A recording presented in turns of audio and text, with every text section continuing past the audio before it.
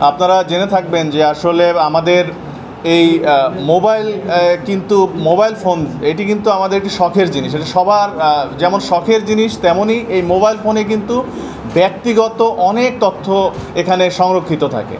Phone number বলি কিংবা আমরা ইদানিংকালে জানি যে মোবাইলে অনেক ভালো ভালো তথ্য রাখা যায়। এখানে গুগল ড্রাইভের মাধ্যমে কিংবা আমাদের বিভিন্ন ধরনের যে জরুরি তথ্যপত্র সব কিন্তু মোবাইলে সংরক্ষণ করি আমরা। তো অনেক সময় মোবাইলটি হারিয়ে গেলে তখন কিন্তু আমরা অনেক সময় দেখা যায় যে আমাদের এই গুরুত্বপূর্ণ তথ্যাবলী আমরা না থাকার কারণে আমরা বিভিন্ন ধরনের বিপর্যয়ের মুখে পড়ি তাৎক্ষণিকভাবে। তো এই মোবাইল হারানোর বিষয়টি আমরা মাননীয় কমিশনার স্যারের নির্দেশনায় আমরা এই গুরুত্ব দিয়েই এটি দেখছি এবং আমরা একটি তেজগাঁ বিভাগে একটি মোবাইল উদ্ধারকারী আমরা টিম গঠন করেছি পুরো 6 থানা নিয়ে। এই টিমে আমার ফোকাল পার্সন হিসেবে আমার 2 জন সহকর্মী, সহকারী পুলিশ কমিশনার গোলাম রব্বানী এবং আমাদের জিয়াউর রহমান, এই 2 জন এই ফোকাল পার্সন হিসেবে রয়েছেন। আর তাদের তদারককারী হিসাবে এডিসি তেজগাঁও রয়েছেন এবং এডিসি মোহাম্মদপুর। তো তারা এই 6 থানারই বিভিন্ন লেভেলের অফিসারদের নিয়ে তারা এই মোবাইল হারিয়ে গেলে তারা এই মোবাইল উদ্ধারের জন্য বিভিন্ন ধরনের তথ্যপত্র দিয়ে সিডিআর কালেকশন করে এবং এই তথ্য প্রযুক্তির সহায়তা নিয়ে মোবাইল উদ্ধারের জন্য তারা চেষ্টা করে এবং আমাদের এই টিমগুলি থানাভিত্তিক কাজ করে। আর এই কাজ করার এক পর্যায়ে আপনারা জানেন যে মোবাইলটি বন্ধ থাকলে কিন্তু উদ্ধার করা কঠিন। তো এই কাজ করতে গিয়ে যখন দেখি মোবাইলটি এখন চালু রয়েছে, তখন কিন্তু আমরা আস্তে আস্তে এই মোবাইলটি উদ্ধারের জন্য বিভিন্ন প্রক্রিয়া, বিভিন্ন পদ্ধতি অবলম্বন আমাদের করতে হয়। তো আমরা গত এই কয়েক মাসে এই হারানো মোবাইল যেগুলো ছিল সেগুলোর ওপরে কাজ করে আজকে আমরা এক মাসের মধ্যেই আমরা এই 251টি মোবাইল উদ্ধার করেছি। আপনারা ইতিমধ্যে জেনে থাকবেন যে আমরা মাস দেড়েক আগে তেজগাঁ শিল্পাঞ্চল জোনের সহকারী পুলিশ কমিশনারের অক্লান্ত পরিশ্রমে আমরা ওই সময় প্রায় 106টি মোবাইল উদ্ধার করেছিলাম।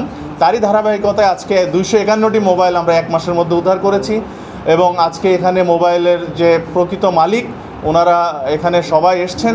আমরা তাদেরকে এই আপনাদের সঙ্গে কথা বলা শেষে এই মোবাইলগুলো ওনাদের হাতে আমরা উঠিয়ে দেব।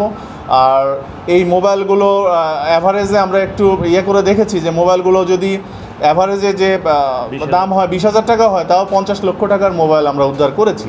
তো এটার ধারা আমরা ইনশাল্লাহ অব্যাহত রাখবো। আপনারাও এটি প্রচার করবেন যে মোবাইল হারিয়ে গেলে হতাশা নয়। আমাদের ডিএমপি পুলিশ কিংবা তেজগাঁ ডিভিশনে আমরা যারা রয়েছি, মোবাইল উদ্ধারের আমার টিম রয়েছে। মোবাইল উদ্ধার করার জন্য আমাদের সেই টিম নিরলস কাজ করে যাচ্ছে। তো মোবাইল হারিয়ে গেলে যেন আমরা কেউ হতাশ না হই, একটু ধৈর্য ধারণ করি। আমরা ইনশাল্লাহ আপনাদের মুখে হাসি ফুটিয়ে দেওয়ার জন্য আমরা তেজগাঁ ডিভিশন আমরা কাজ করে যাচ্ছি, ইনশাল্লাহ কাজ করে যাব। তো আপনারা সবাই এখানে এসছেন, এজন্য আপনাদের সবাইকে ধন্যবাদ। ইনশাল্লাহ এই ধারা অব্যাহত থাকবে আমাদের মধ্যে। না, এই পারপাসে আপনারা জানেন যে মোবাইল এগুলো বেশিরভাগই হচ্ছে জিডি মূলে আমরা উদ্ধার করেছি। তো সেক্ষেত্রে আমরা এখানে কাউকে আটক কিংবা গ্রেফতারের বিষয়টি এখানে আপাতত নেই।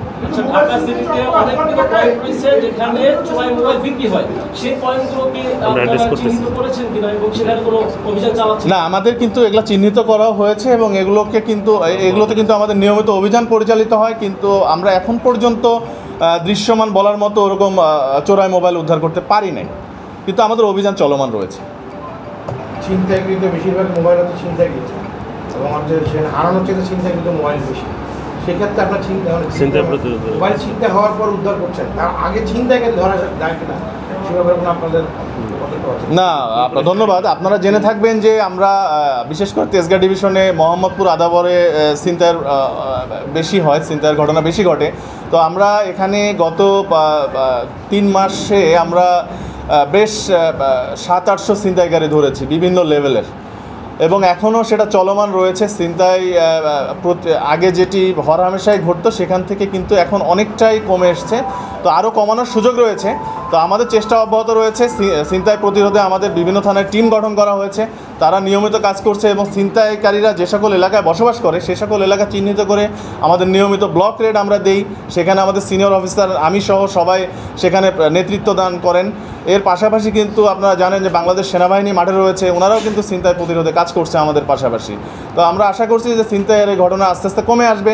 আর আপনারা জানেন এই মোবাইলগুলো কিন্তু যদি ছিনতাইয়ের ফলে হারিয়ে থাকে অথবা ছিনতাইয়ের ফলে সেটি লুট হয়ে থাকে, পরবর্তীতে তারা কিন্তু তাদের হাতে এই মোবাইলটি রাখে না, তারা সেকেন্ড হ্যান্ড থার্ড হ্যান্ড এটি চলে যায়। তখন আমরা কিন্তু পাই আসলে ওই সেকেন্ড হ্যান্ড অথবা থার্ড হ্যান্ড অথবা কোথাও বিক্রি করেছে তার কাছ থেকে কিন্তু আমরা উদ্ধার করছি।